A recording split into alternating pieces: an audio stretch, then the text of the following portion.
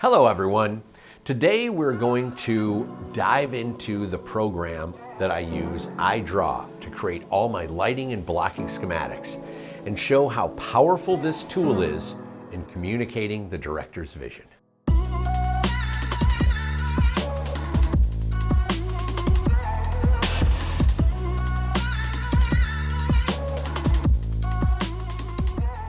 So what I've done is I go in to, let's take this example that we have right here, which this is the Shimmering Pines home that is in Love Hard. So I go into Google Earth and I punch in the coordinates of this specific location.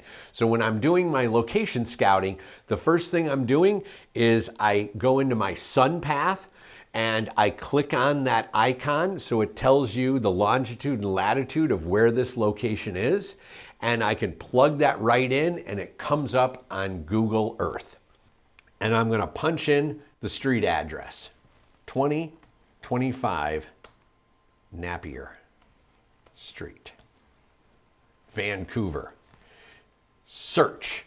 And this is what I love about this thing. I love when it does this. It's one of my favorite things.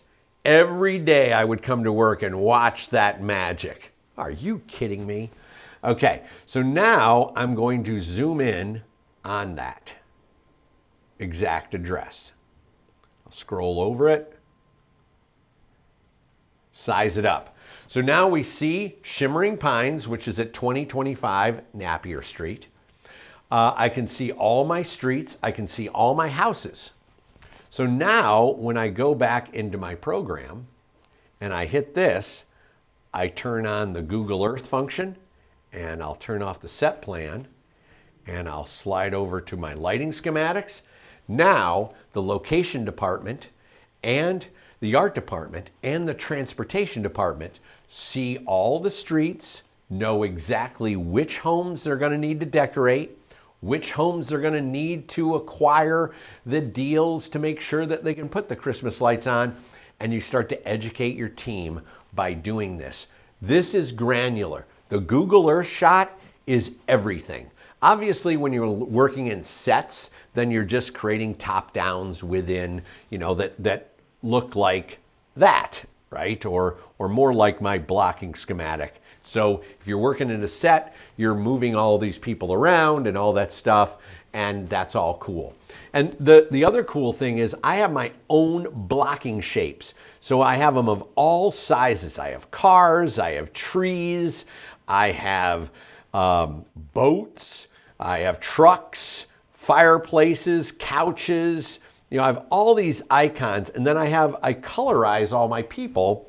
So over here in your index, you know that Josh is in red. You know that Owen is in blue. You know that Chelsea is in green. So now you're all of a sudden telling everyone where all the people are going so they know where they're moving and where all the coverage is going to be coming in on.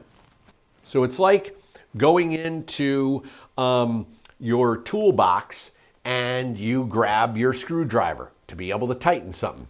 Well, I have a practical light here, so I can create a string of lights. I can just drag these right into the document and put them right there, and they would pop up if I was on the right layer. Here they are. So now I have my string of bulbs if I wanted that. I can go in, I have urban lights. So I have some metal halides that I've created. I can go into camera car process trailers. When I'm building blocking schematics and everything, I'm able to, add the cranes and dollies. LED lights. I have all the LED lights that I use on a daily basis, all with icons. Even the new Vortex 8. So they're all in there, and I'm able to grab them and just put them into the document. And then I use little camera icons. They're actually tents that I've formulated into a V, okay, as an icon, and that is my camera angle. So I use that, and this is my 50-foot techno shot, and it kind of shows this whole thing happening. But when you click on this, that really starts to cement and communicate your vision. They say a picture is worth 1,000 words. Well, this is worth 100,000. Now, how does this educate the transportation department and the location department and the art department? Well, the art department, I'm telling them that they need Christmas decorations on all of these homes. So the location department has to be able to go to these homeowners and say, hey, can we put some decorations on your house? And the ones that go for it, we're able to put Christmas lights on. This is going to metamorphosize into something for, art department and locations department to kind of work into their budgets. So by sending these documents out 6 weeks or maybe 5 weeks prior to us going into production, the transportation department can see where they're going to need to park the trucks because they can see all the different angles. They're going to know where the condors are going to be placed. They're going to acquire the condors. That's going to be in the budget line of Grip and Electric. The art department knows how many homes they're going to have to decorate. The location department knows how many homes they're going to have to acquire, and the privilege and permits that are required to put condors down other streets and everything is all starting to come to communicate your grand vision.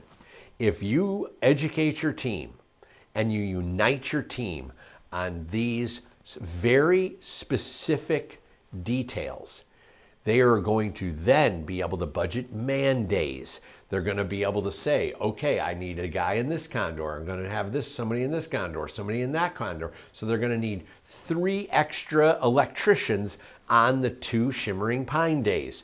I have a moon bounce over here, so we're going to need a pettibone. They don't want to know that Shane Hurlbut is going to empty the truck at every location.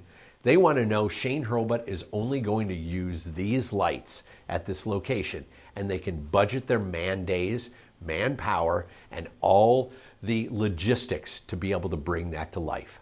Then we can start to say, okay, well, Shimmering Pines is coming in a little too high. We're going to have to sacrifice this, that, and the other, and that way we can start to take this grand vision that's now being shoved into this budgetary box. We still have the scope. Instead of you just trying to fit it into the budgetary box, you don't get the magic and you don't get the wonderful emotion and conveying the director's vision. And that's lighting and blocking schematics and the roadmap to your success.